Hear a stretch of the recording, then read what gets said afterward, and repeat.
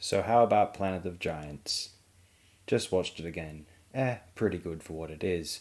Episode 1 was rather good in particular, and at 3 parts it does not outstay its welcome either. Not the greatest moment of the series, but relatively watchable and fun. I don't know if this one is considered particularly negatively amongst the fan base, but while it isn't a classic status story, I find that it could be assessed as fairly commendable for what it is. The big insect props are fun. The story with the normal sized humans is quite chilling and engaging, pretty surprisingly so. For the most part, the serial is usually entertaining. Maybe it drags a little bit in the second episode, but I generally enjoyed the third part and felt reasonably gratified with the entry overall. It isn't the most original idea in the history of the series, but a fun one to see executed, particularly in how it renders the familiar as alien and dangerous.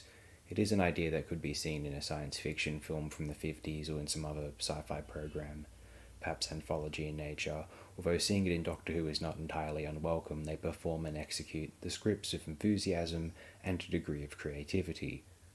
I think it starts off season 2 mostly well.